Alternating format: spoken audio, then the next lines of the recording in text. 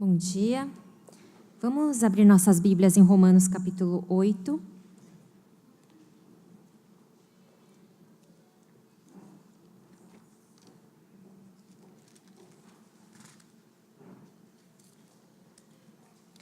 Romanos capítulo 8, eu vou ler dos versículos 12 a 17. Portanto, irmãos, estamos em dívida não para com a carne, para vivermos sujeitos a ela. Pois se vocês viverem de acordo com a carne, morrerão. Mas se pelo Espírito fizerem morrer os atos do corpo, viverão. Porque todos os que são guiados pelo Espírito de Deus são filhos de Deus. Pois vocês não receberam um espírito que os escravize para novamente temerem, mas receberam o Espírito que os adota como filhos, por meio do qual clamamos, Abba, Pai. O próprio Espírito testemunha ao nosso espírito que somos filhos de Deus. Se somos filhos, então somos herdeiros, herdeiros de Deus e co-herdeiros com Cristo, se de fato participamos dos seus sofrimentos, para que também participemos da sua glória. Nós estamos lendo e meditando a respeito de Romanos, juntos como igreja, por meio do nosso devocional Vida Abundante, e eu tenho certeza de que tem sido uma bênção, para todos nós. Alguns teólogos já se referiram a Romanos como o compêndio da doutrina cristã, ou o cerne da mensagem do cristianismo. Um outro vai dizer que o Romanos representa um todo teológico, do qual absolutamente nada de substancial pode ser tirado, sem que haja alguma dose de desfiguramento ou distorção. Quer dizer, cada versículo ali, cada argumentação, cada afirmação de Romanos é importante, é essencial para compreendermos o Evangelho, que é aquilo em que cremos. É a mensagem em que cremos e por isso também pregamos. Uma análise temática do livro de Romanos nos permitiria dividi-lo em 5 grandes partes. Existem vários tipos de divisão que nós podemos fazer para estudar o livro, mas essa dividiria o livro assim. Uma primeira parte seria a introdução, a segunda parte, então, fala do problema da lei, do problema do pecado e da ira de Deus sobre o pecado. E a terceira parte, que é a maior parte dessa divisão temática aí, ela vai tratar então desses assuntos que nós temos visto, nas últimas semanas, que são a justificação, os efeitos da morte e ressurreição de Cristo, a relação da lei com o pecado e por fim, então, ele vai encerrar essa terceira parte no capítulo 8, falando sobre a vida pelo Espírito. Essa terceira parte o que eu gostaria de considerar como pano de fundo na reflexão que eu faço nessa manhã, a respeito dessa relação que há entre a lei e o pecado, sobre o qual Paulo vai trabalhar desde o meio do capítulo 3 até o final do capítulo 8. E eu escolhi trazer essa reflexão porque eu acho bem interessante como parece que há uma contradição na maneira como Paulo nos apresenta essa relação entre a lei e o pecado. Então, se em alguns momentos a lei é abordada sob um ponto de vista mais, digamos, negativo, por exemplo, quando ele diz o homem é justificado pela fé independente da obediência à lei. Ele vai dizer também a lei foi introduzida para que a transgressão fosse ressaltada. Vocês também morreram para a lei, fomos libertos da lei. Então, nesses momentos parece que ele fala da lei como se ela fosse uma coisa prejudicial, ruim. Mas em outros momentos, dentro desse mesmo contexto, ele vai dizer, Paulo, que anulamos então a lei pela fé? Ele faz essa pergunta retórica, ele mesmo responde, de maneira nenhuma. Ao contrário, confirmamos a lei. E é surpreendente que no versículo 12 do capítulo 7, ele vai dizer que de fato a lei é santa e o mandamento é santo, justo e bom. Então, se não fazemos uma reflexão mais aprofundada a respeito dessa relação entre a lei, o pecado e a graça de Deus, nós podemos ficar confusos através da leitura de Romanos, essa terceira parte dos capítulos 3 a 8. Mas ele está dizendo, afinal de contas, que a lei é boa ou ruim? Qual o efeito da lei sobre o cristianismo, sobre o nosso relacionamento com Deus? Devemos, então, obedecer à lei ou não? Esse é um tipo de confusão que surge não só através da leitura de Romanos, mas quando nós somos questionados, depois de ler em Paulo que a salvação é exclusivamente pela graça, que não depende da obediência à lei, não depende de obras, e chegamos então ali no final do Novo Testamento em Tiago, e ele vai dizer o quê? Que a fé sem obras é morta. E aí surge de novo essa mesma confusão. Mas a salvação é pela lei ou é pela graça? Mas é para obedecer à lei ou não? Então vamos tentar responder pelo menos uma parte, né, desses questionamentos através da reflexão de hoje.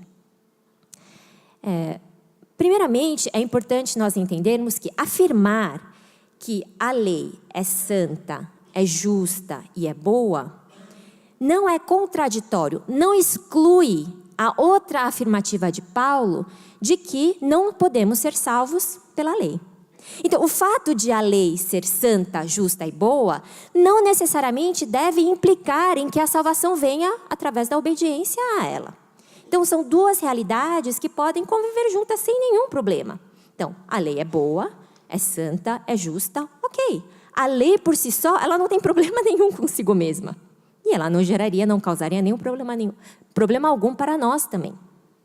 E dizer que a salvação não pode ser obtida através da lei, quer dizer, não adianta você cumprir a lei de cabo a rabo, porque isso não vai lhe dar mérito para ser salvo, porque a salvação independe dessa lei, a salvação é exclusivamente pela graça de Deus, através da obra que Cristo realizou na cruz. Não contraria o fato de a lei ser boa. Ela é boa, ela é santa, é perfeita, só não é suficiente e capaz de nos salvar. Sim, a lei não pode nos salvar. A lei ressalta o pecado. Precisamos ser libertos dessa lei que nos condena. E ainda assim, não necessariamente precisamos destruí-la. Não foi isso mesmo que Jesus nos disse? Eu não vim para abolir a lei, mas eu vim para cumpri-la. E é muito interessante que Jesus faz essa afirmação num contexto em que ele está criticando, dando uma bronca ferrenha nos mestres da lei e fariseus. Ele está dizendo, vocês que ensinam os outros, vocês que procuram se auto-justificar através do cumprimento da lei e condenam os outros naquilo que nem vocês mesmos são capazes de cumprir, saibam que a lei não pode salvar vocês, vocês não podem se auto-justificar. Mas não significa que eu vim abolir a lei. Jesus mesmo vai dizer que ele veio cumpri-la. Em seu comentário de Romanos, o teólogo John Stott resume 3 atitudes que nós podemos ter em relação à lei. A primeira atitude é uma atitude de legalismo. Então, o legalista é aquele que busca ser justificado, santificado e, portanto, salvo através da lei. Então, essa é uma primeira atitude que a gente pode ter como cristãos, como aqueles que receberam, que estudam, que conhecem, que têm o interesse pela lei de Deus, a sua palavra, os seus mandamentos, a sua vontade. A primeira atitude que nós podemos ter em relação a essa lei é legalista. Então, nós vamos querer conhecê-la e cumpri-la, porque nós acreditamos, o legalista acredita que o cumprimento daquela lei pode lhe salvar. A segunda atitude que podemos ter em relação à lei é a de antinomismo, que é a rejeição à lei. O antinomista, ele odeia a lei. Ele não quer saber de lei. Ele, na verdade, se torna, portanto, o que nós chamamos de libertino, que vive sem lei.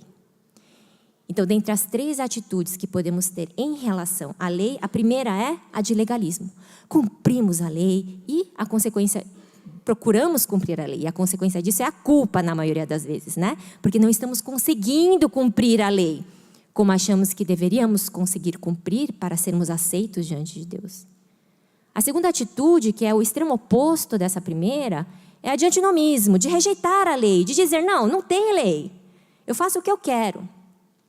Mas isso pode trazer um desequilíbrio pendendo para o outro lado, que é o lado da libertinagem, que é diferente da liberdade. Agora, a terceira atitude que nós podemos ter em relação à lei, que é aquela que Paulo recomenda, segundo Stott, é a atitude de liberdade para cumprir a lei. Os livres para cumprir a lei têm prazer na lei e a cumprem com alegria. Então, essas pessoas que têm liberdade para cumprir a lei, essa atitude de ser livre para cumprir a lei, ela não me faz acreditar que cumprindo a lei eu posso ser salvo. Eu sou liberto dessa exigência, dessa amarra e dessa culpa. Mas, ao mesmo tempo, eu escolho obedecer à lei. E eu faço com alegria. Eu sou verdadeiramente livre.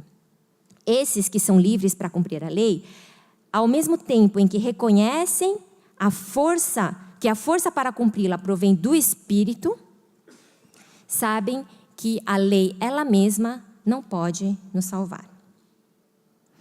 Muito bem, então nós estamos entendendo aqui que a lei, ela é boa. Essa é uma afirmação que Paulo mesmo faz. A lei é boa, o mandamento é santo, justo e bom. A lei de Deus, ela é boa porque ela é de Deus. Foi Deus que criou, foi Ele que nos deu a sua lei. A lei de Deus é boa porque ela revela o caráter e a vontade de Deus.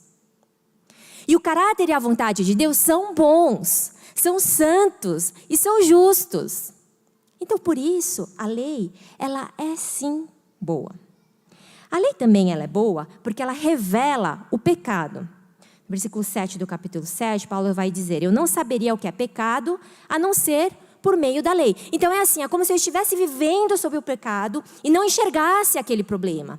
Então quando a lei me é trazida, me é revelada, eu enxergo, nossa, eu estava perdido. Nossa, olha quanta coisa eu preciso consertar na minha vida.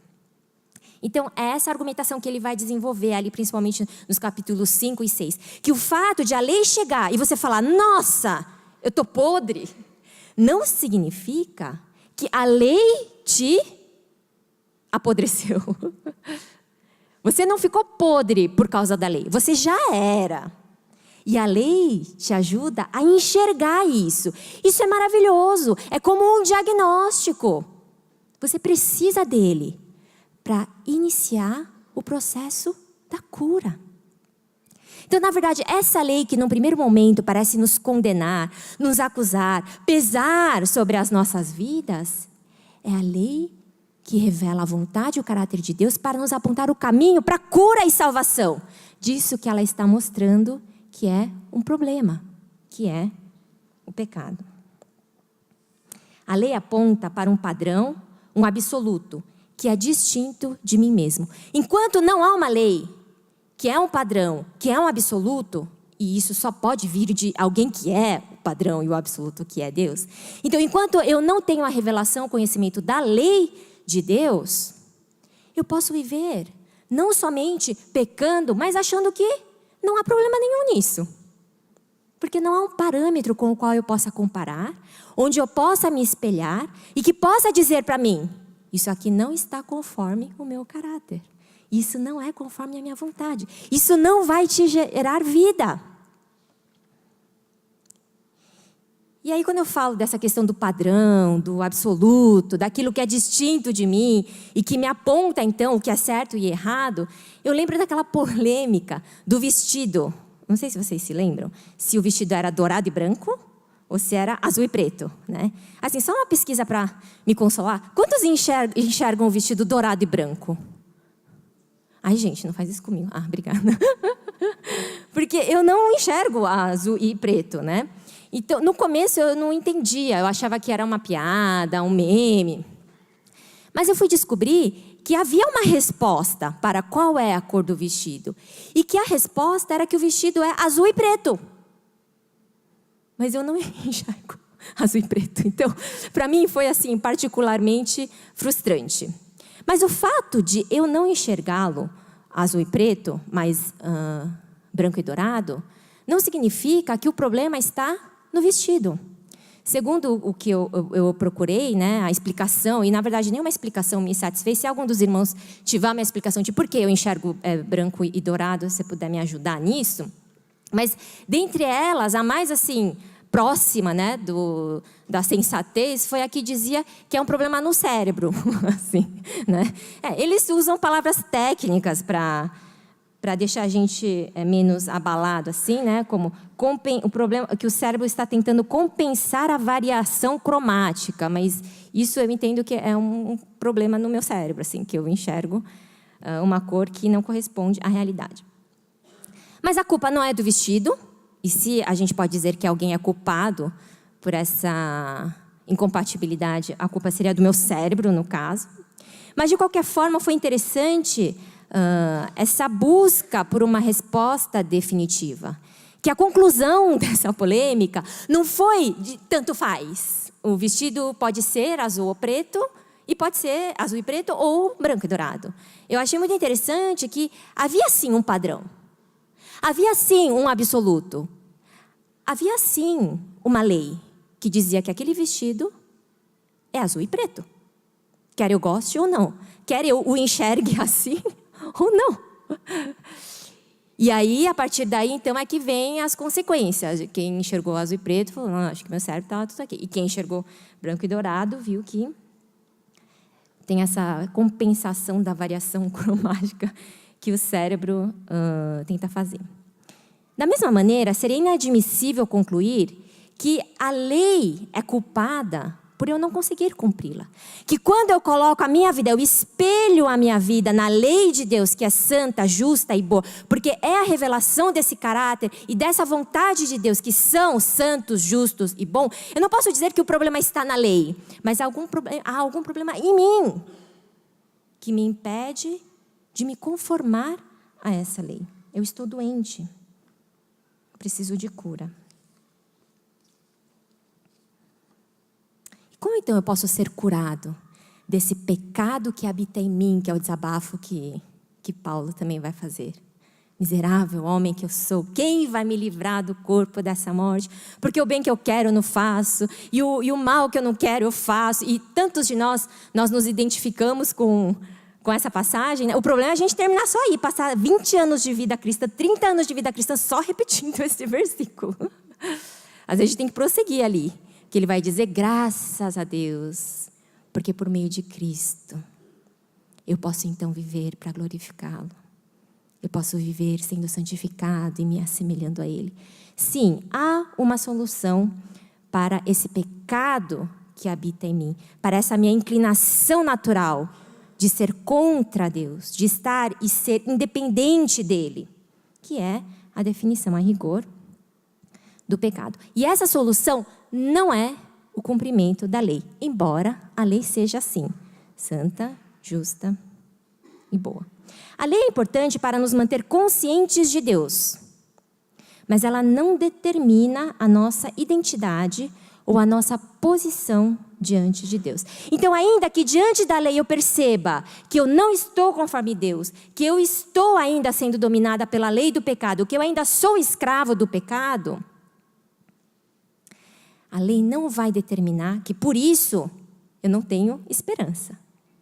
É justamente por isso que Deus vai enviar seu Filho para cumprir essa lei. E então fazer de nós santos, Ele nos chama assim. Fazer de nós seu reino, fazer de nós o seu povo, fazer de nós os seus filhos. Eu me torno filho de Deus, não porque eu cumpri a lei. Embora através da lei eu possa entender o quão distante do caráter do Filho de Deus eu estou. Mas não é essa lei que vai me fazer filho dele.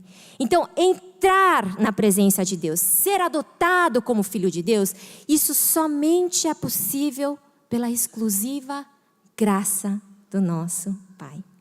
Mas uma vez que eu entrei em sua presença, que me foi concedida pela sua graça, que é concedida àqueles que creem na verdade, porque a salvação, por isso, ela é pela fé e não pelas obras, mas a salvação, ela não desce como chuva na cabeça de todos. Ainda que eu tenha entrado na presença de Deus pela sua exclusiva graça, para eu permanecer nela, nessa presença de Deus, eu preciso da lei. Porque é ela que vai me apontar o passo a passo para mais perto do meu Senhor. A lei aponta para a nossa necessidade de salvação, mas não pode nos salvar. A lei, ela é essencial para que a vida em sociedade ela possa ter sucesso, para que os relacionamentos sejam saudáveis. Porque 2 ou mais pessoas diferentes, com interesses diferentes, opiniões diferentes, para elas conviverem, elas precisam juntas criar pequenas regras, pequenas leis de convivência. Não é assim no nosso casamento? 2 pessoas com bagagens extremamente diferentes. Então eu costumo dizer que quando você casa, a dificuldade não é que você vai perder a sua liberdade. Esse conceito que a gente tem da liberdade que a gente vai perder, ele não existe nunca. Porque ainda quando você era solteiro, você inserido nas pequenas várias sociedades das quais você faz parte, a sua família, o seu trabalho, o seu círculo de amizades, ali sem dúvida alguma também há regras de convivência a serem respeitadas. A dificuldade do casamento não é que você perde a liberdade, é que você precisa agora criar com uma pessoa que viveu a vida inteira com leis e regras de convivência diferentes das suas, novas leis e regras de convivência dessa nova família que está sendo construída. Bom, então a vida em sociedade, os relacionamentos, eles requerem essas regras, essa lei, ela é para o bem, não para cercear a liberdade de ninguém, mas para permitir que cada um possa desfrutar dessa sua liberdade de maneira saudável, sem ultrapassar o limite, sem ofender o outro, construindo positivamente naquele relacionamento. Então nós vamos ter, por exemplo, desde leis e códigos civis e penais, até aquela regra, né, bonitinha, inocente do recém-casado, que compra vários cestos para colocar na lavanderia do apartamento ou da casa e combina, né, o casal. Qual peça de roupa vai entrar em qual cesto? Né? Qual peça de roupa suja deve entrar em qual cesto? E assim, o casal vai mantendo uma relação aí harmoniosa.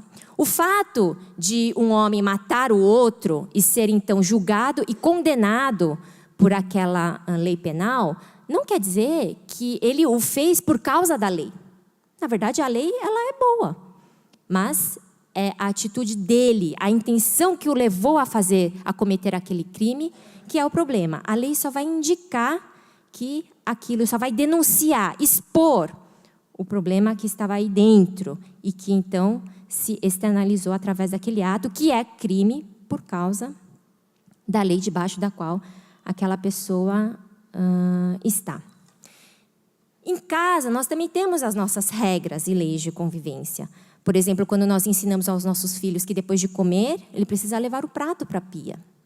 Quando nós estipulamos quanto tempo de televisão ele pode ter durante o dia, quanto tempo de joguinho no celular ele pode ter. E eu queria aproveitar aqui e fazer um parênteses bem rápido para que, se você não limita esse tempo, você precisa fazê-lo. Porque senão nós vamos perder os nossos filhos para a TV e os jogos, né? E Jesus Cristo, e ser cheio do Espírito Santo, não tem nem por onde começar.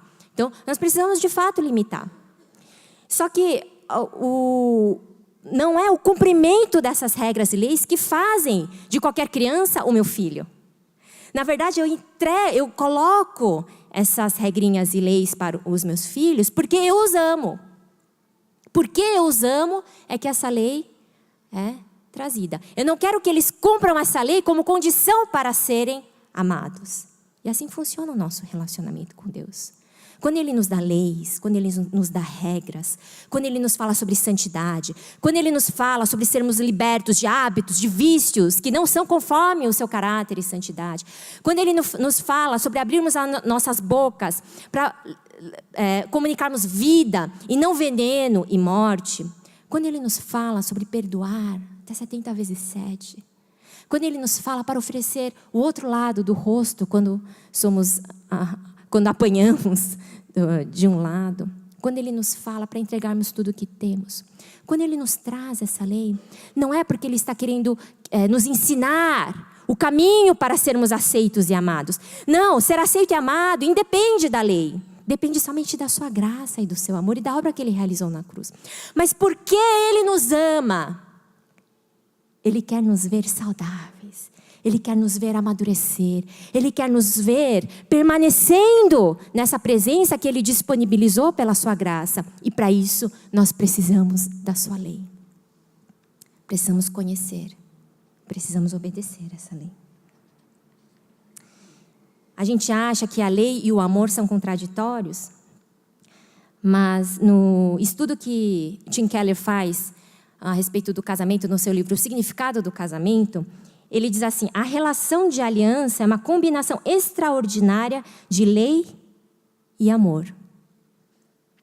Pois quando nos apaixonamos, temos a tendência natural não apenas de expressar afeição, mas de fazer promessas um para o outro. Obedecemos porque amamos, porque fomos amados e não para sermos amados. Então, se uma criança que não é meu filho entrar na minha casa e cumprir as regras que eu estabeleci para os meus filhos, pensando no bem deles, o cumprimento daquelas regras não vai fazer dessa criança estranha ou meu filho. Porque essa identidade, essa relação, ela não vem do cumprimento das regras, ela é anterior, é um pressuposto. Primeiro, você é meu filho. E depois a gente conversa sobre a lei. Mas as duas coisas precisam existir. No livro Filhos do Sol, de Morris West, ele conta a história de um frei que vai acolher e cuidar de crianças de rua. É o frei Mário Borelli. E essas crianças de rua são chamadas de Scugnizzi. É no contexto ali de Nápoles que a história vai se desenrolar. Em algum momento ali, o frei vai dizer o seguinte: existe em nós, esse frei que acolhe essas crianças de rua, esses Scugnizis, existe em nós uma coisa que nunca muda. Nós necessitamos tanto de amor quanto um peixe necessita de água e a ave necessita de ar. E então explica que cada um dos Scugnizzi, essas crianças de rua que ele conhecia, tinham saído de casa porque não havia mais amor para ele. E é muito interessante que é essa a conclusão que Paulo vai trazer no final do capítulo 8, como desfecho dessa sua argumentação a respeito dessa tríade da lei, do pecado e da graça. Então ele vai dizer que a lei é boa, que o pecado já estava em mim. Ele vai dizer que a solução para o pecado que está dentro de mim é a gente crucificar o velho homem, é morrer com Cristo e ressuscitar com Ele, para viver não mais governado pela carne, mas governado agora pelo Espírito. E o desfecho de tudo isso, como ele termina, parece que ele muda totalmente de assunto. Mas é por isso que nós precisamos prestar mais atenção ali ao que ele está dizendo no final do capítulo 8. É o quê? Que a solução para esse conflito que nós vivemos, como quem nasceu de novo, como quem crucificou o velho homem, como agora tem a possibilidade de não pecar, porque antes da cruz nós não tínhamos essa opção. A única coisa que a gente podia fazer era pecar. Mas por causa da cruz agora a gente pode, tem condições de não pecar. Mas então nós vivemos nesse conflito, crucificando o nosso velho homem, não oferecendo os nossos membros para o pecado, mas procurando oferecer os nossos membros para o cumprimento da justiça de Deus. A solução para isso é compreendermos que fomos adotados. É uma questão de identidade. Não se trata do medo de ir para o inferno. Não se trata da necessidade de ser aceito e salvo através do cumprimento da lei. Se trata de entender quem eu sou, quem Ele me fez. Ele nos deu, portanto, não um espírito que nos escraviza, mas um espírito por meio do qual nós podemos clamar e dizer: Abba, Pai. Ele nos fez seus filhos. É aí que nós entendemos por que a lei e o amor podem coexistir. Eles não se excluem.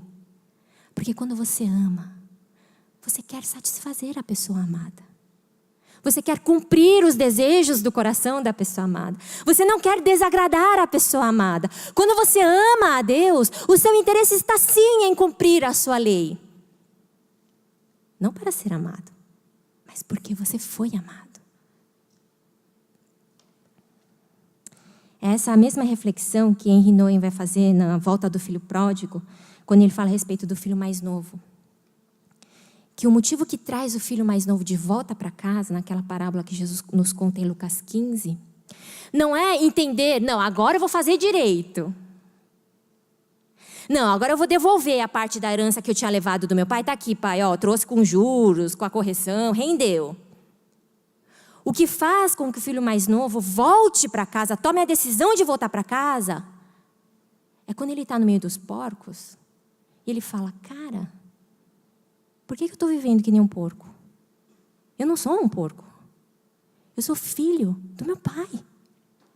O que faz esse filho mais novo voltar para casa é lembrar e compreender quem ele é. É lembrar do seu pai. Eu vou voltar para ele. Tenho certeza que ele vai me aceitar. Porque até os empregados ele trata com maior bondade do que esse dono desse campo trata aqui a mim ou a esses porcos. O que nos salva do pecado é, portanto, a compreensão de quem somos.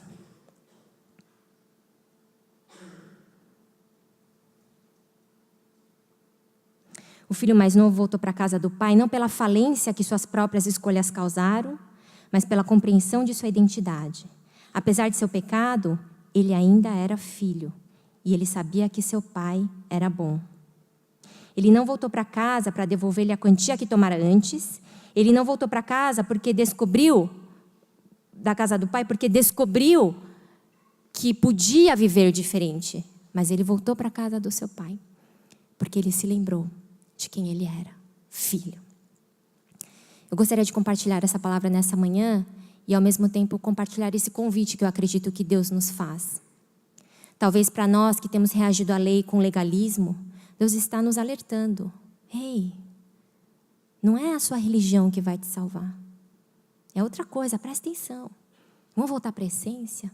Por que você faz isso? Por que você está sentado aqui hoje? Por que você vem no domingo cultuar, adorar? Por que você cantou as músicas que você cantou? Por que você serve? Por que você participa das programações da igreja? Se você está fazendo tudo isso porque para ser aceito por Deus, você está tomando o caminho errado. Porque não é assim que a gente é aceito por Deus. A gente é aceito e salvo pela sua graça.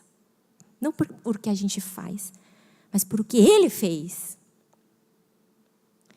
Talvez para outros de nós que estamos vivendo, rejeitando a lei de Deus, comprando e vendendo uma graça barata que não condiz com a graça apresentada no Evangelho.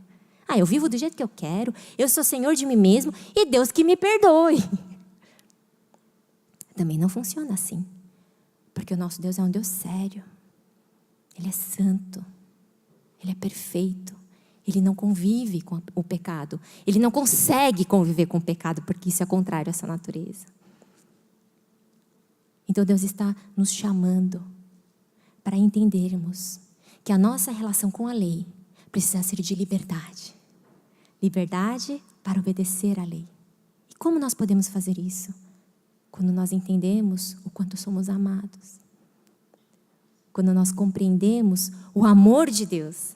Quando nós desejamos, então, amá-lo de todo o nosso coração, alma e entendimento. E é isso que Jesus vai dizer para nós em Mateus capítulo 22, quando o mestre Dali pergunta a ele, Senhor, qual é o maior mandamento? O que Jesus vai dizer? Ame o Senhor, o seu Deus, de todo o coração, alma e entendimento. Ame o seu próximo como a si mesmo. E no versículo 40, disso depende toda a lei e os profetas. Vamos orar? Gostaria de ter um minuto de oração para pedir a Deus essa revelação desse seu amor, que nos cativa, que nos faz voltar para casa, que nos faz, na verdade, permanecer em casa, na sua presença. Desse amor que nos revela quem Ele é, a sua lei, e que nos faz desejar viver para obedecê-lo e agradá-lo. Por que somos aceitos e por que já fomos amados. Vamos ter esse minuto de oração. Pai, oramos essa manhã porque o Senhor já tem feito nossas vidas.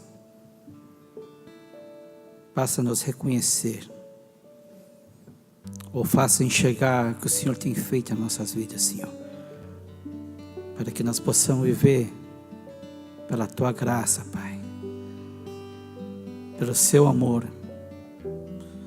Nós somos chamados filhos e filhas, não porque merecemos, mas porque você nos amou, entregou o seu Filho para que morresse em nosso lugar. E todo aquele que crê nessa verdade será adotado como filho e filha de Deus, Pai. Não porque merecemos, Pai. Realmente nós não merecemos essa graça imerecida, Senhor, derramado na cruz. É por isso, Senhor, que isso nos constrange. Nós não sabemos onde esconder, Pai, mas sabemos que nós podemos esconder na cruz, Pai. Nós podemos nos refugiar, Pai, nos seus braços. Pai, o teu povo veio essa manhã, Pai, não para esconder, mas pôr, Senhor, o seu pecado, a sua pequenez diante da tua grandeza, Pai. O Senhor aceita, Pai. Não queremos méritos, Pai. Não queremos provar nada a ninguém.